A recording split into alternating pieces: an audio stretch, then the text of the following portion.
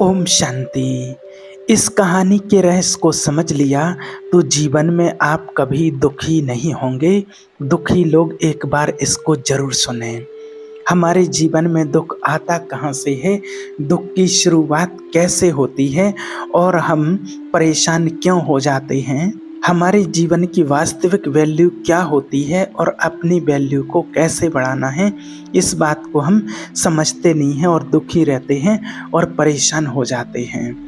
तो आइए आज जानते हैं इस रहस्य को। देखिए क्या हुआ। एक बार एक व्यक्ति के पास दो तोते थे। दोनों तोते एक ही माता के बेटे थे। एक दिन क्या हुआ कि दोनों तोते जो जंगल में थे उनको किसी ने पकड़ लिया। पक्षी पकड़ने वाले जंगल में घूमते ही रहते हैं, तो दोनों तोतों को उसने पकड़ लिया। दोनों सगे भाई थे और दोनों को पकड़ने वाला एक था और दोनों को एक ही पिंजरे में उसने बंद कर लिया और बाजार में बेचने के लिए ले गया।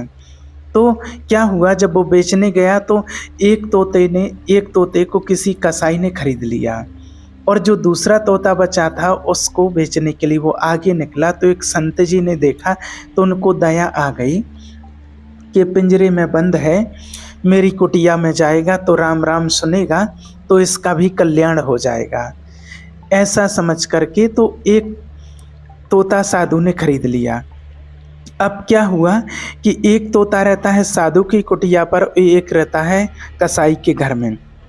अब जो कसाई है वो जानवरों को मारता था, तो बस वो एकदम कहता था कि पकड़ो मारो और काटो, पकड़ो मारो काटो। तो तोता भी वही सुनता था और वही सीख गया, पकड़ो मारो और काटो, पकड़ो मारो और काटो। अब साधु सवेरे सवेरे उठे, ब्रह्म मुहूर्त में उठे और वो कहें बोलो राम, तो तोता बोले राम। बोलो सीताराम, तो फिर वो सीताराम सीताराम कहने लग जाए। तो अब साधु जो थे वो ज्ञानी थे, तो वो फिर तोते को अच्छी अच्छी बातें सुनाया करें, कथा सुनाया करें, ज्ञान के कुछ अच्छे अच्छे रहस्य सुनाया करें। तो फिर ऐसा करते करते बहुत समय हो गया।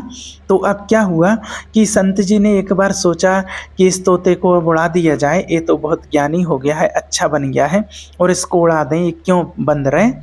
तो क्या हुआ कि संत जी चाहे करके भी उसको उड़ा नहीं सकते थे, क्योंकि जिसने वो तोता पकड़ा था उसने उसके पंख काट दिए थे कि कहीं ये उड़ ना जाए। अब संत जी नहीं उड़ा सकते थे, अगर उसको ऐसे ही छोड़ देते तो कोई भी जानवर उसको खा जाता। तो उसे पिंजरे में ही रखा, लेकिन पढ़ाते रहे। संत जी ने पढ़ाते रहे और अपने संत वाले संस्कार दिए। अब संयोग देखिए, विधि का विधान कैसे मिलाता है। संत जी की आयु पूरी हो चली, तो संत जी की जब आयु पूरी होने लगी और जाते जाते उन्होंने क्या किया, रास्ते से गुजरने वाले एक व्यक्ति को बुलाया कि अरे भैया इधर आओ, ये हमारा तोता है, बहुत बढ़िया बोलता है, आप इसकी सेवा करना, इसको खाना पीना देना, और ये सीताराम सीताराम बोलता है, अच्छे भजन करता है, तो इससे आपका भी कल्याण होगा। तो साधु जी को लगा कि अगर मर जाएंगे तो ये तोता कौन रखेगा, तो मुसाफिर को वो तोता दे दिया।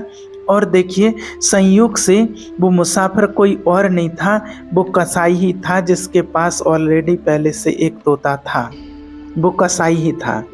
अब कसाई के घर में वो तोता पहुंच गया और कसाई के घर में पहले ही से एक तोता तो था ही, तो वो दोनों सगे भाई थे, दोनों ने एक दूसरे को पहचान लिया। दूसरे ने एक दूसरे को पहचाना। अब इस तोते ने, जो संत वाला तोता था, एक कसाई वाले तोते से पूछा उसने कि कैसे हो भाई, अच्छे हो, क्या सीखे हो इतने दिन तक।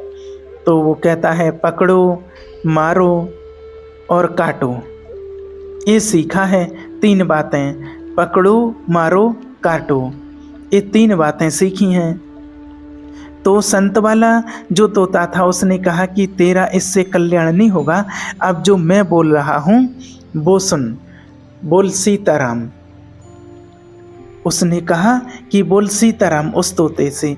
तो अब ये सारी बातें दोनों की जब बात हो रही थी, तो दोनों तोते आपस में जब ऐसी बात कर रहे थे, तो कसाई सुन रहा था। कसाई ने जब सुना तो कसाई को लगा कि अरे इसके तो अच्छे पैसे मिलेंगे। तो कसाई दोनों तोतों को लेकर के राजा के पास गया। महाराज की जय हो। राजा के पास पहुंचा, ये मेरे तोते हैं, आप चाहो तो इनको खरीद लीजिए।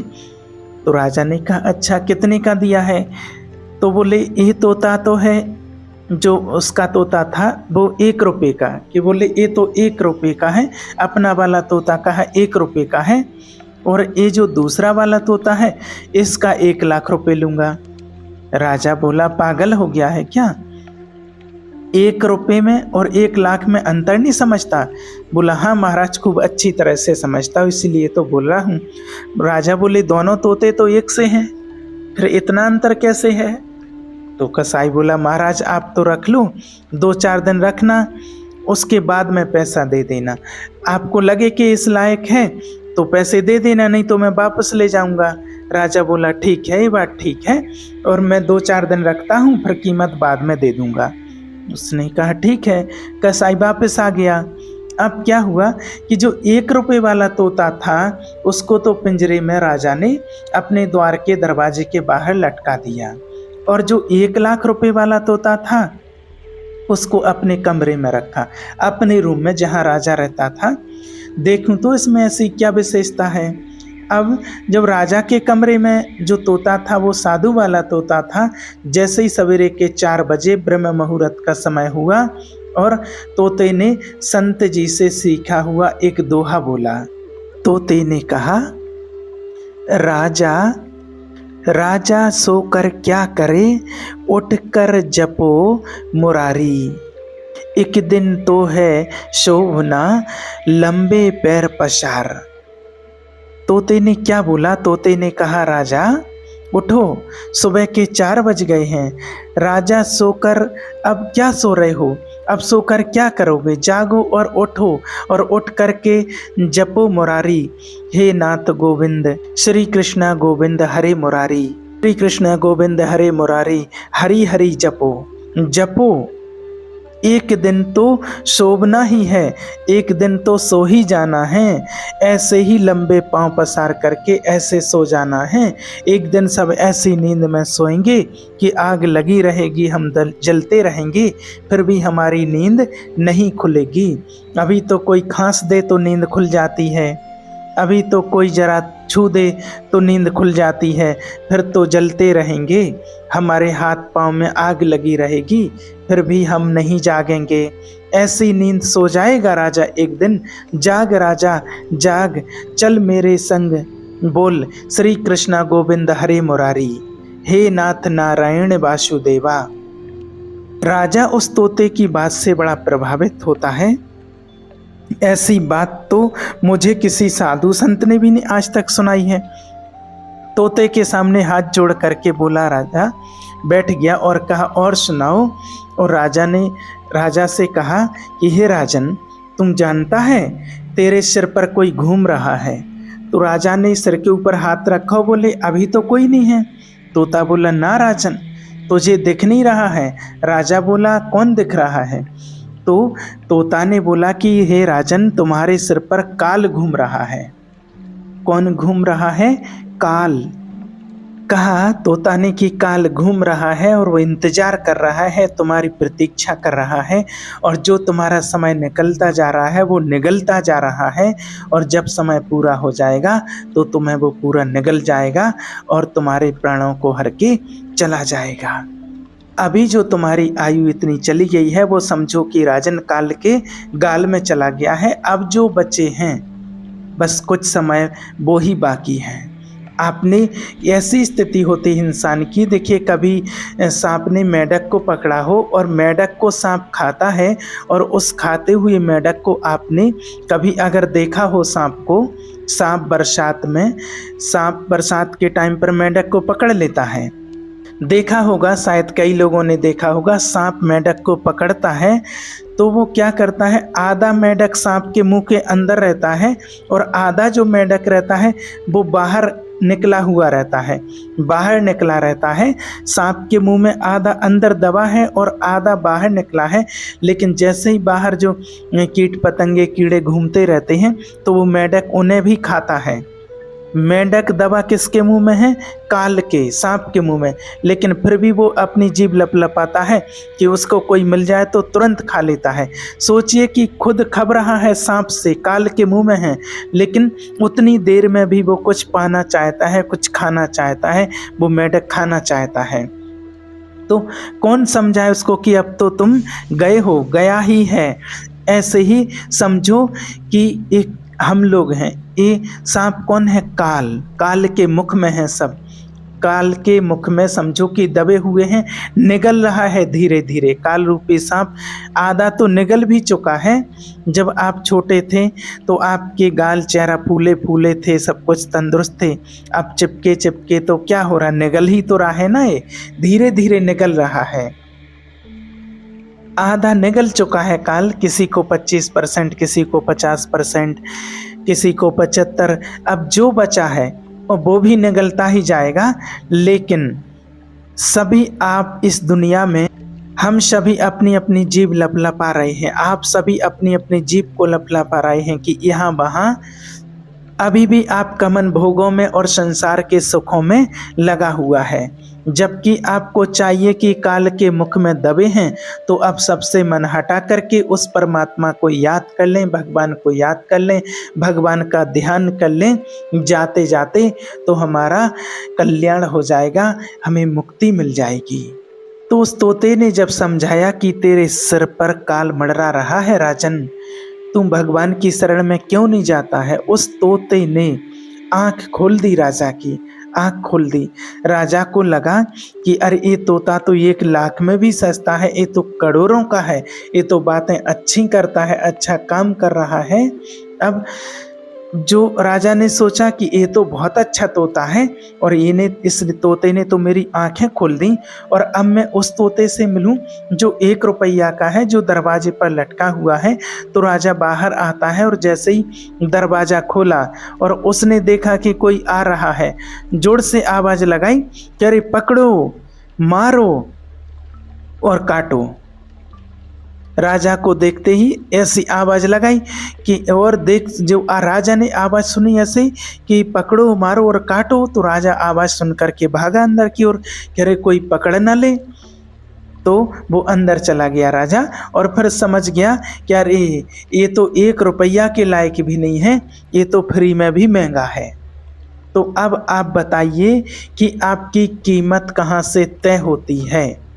तोता दोनों एक ही माँ के थे, एक समय पर जन्म हुआ, दोनों का रंग रूप एक जैसा था, लेकिन दोनों की कीमत में इतना अंतर कि एक 1 रुपये और 1 लाख रुपए का। तो आप समझिए कि कीमत कहाँ से घटती है और कहाँ से बढ़ती है। उस तोते को संत की संगति मिल गई तो उसकी कीमत बढ़ गई, और दूसरे वाले को कसाई का कुसंग मिल गया तो इसकी कीमत खत्म हो गई है। आपके जीवन में आपको जितना बढ़िया संग मिलेगा, आपकी कीमत उतनी अधिक होगी, और जितना घटिया संग मिलेगा, जितना कुसंग मिलेगा, कुसंग में अगर आप पड़ गए तो आप 2 कौड़ी के नहीं, और सत्संग से जुड़े तो आपकी करोड़ों की कीमत है। इसलिए आप खुद को और अपने बच्चों को कुसंग से बचाओ और सत्संग में लगाओ, परमात्मा को पहचानो, परमात्मा के ज्ञान को समझो, क्योंकि कीमत बढ़ानी है तो, और कीमत आपकी संगति तय करेगी।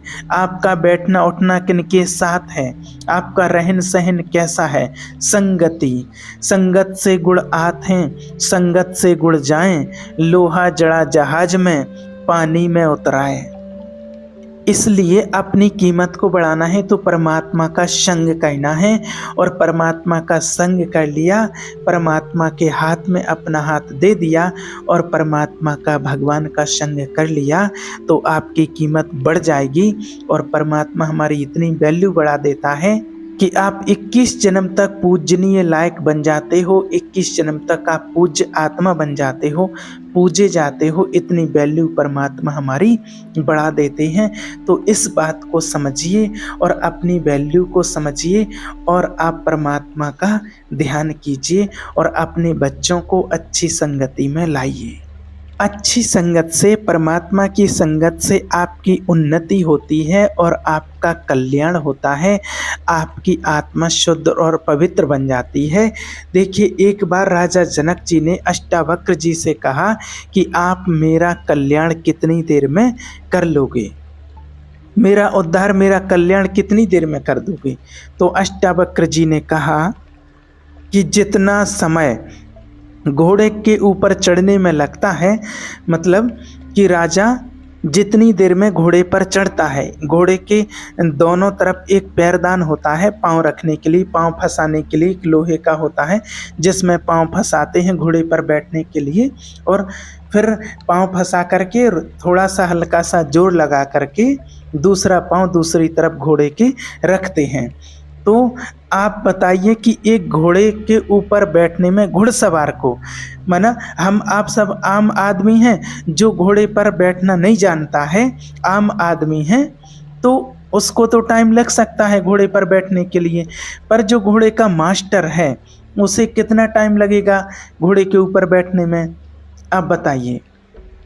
घोड़े के उस पाँवदान में और उस तरफ जाने में, पाँव रखने में ज़्यादा से ज़्यादा घुड़सवार जो होगा 5 सेकंड लगेंगे मुश्किल की, 5 से और ज़्यादा मान लो तो 10 सेकंड लग सकते हैं, है ना। इतने में तो जो घुड़सवार मास्टर होगा और वो एक पैर रख करके वो तुरंत उसके ऊपर बैठ जाएगा। तो राजा जनक जी ने पूछा कि हे अष्टावक्र जी, कि आप मेरा कल्याण कितनी देर में कर सकते हो। अष्टावक्र जी ने कहा, राजन, जितना समय एक घुड़सवार को घोड़े के ऊपर चढ़ने में लगता है, इतने समय में मैं आपका कल्याण कर सकता हूँ। राजा बोले कि आप इतने कम समय में, 5-10 सेकंड में?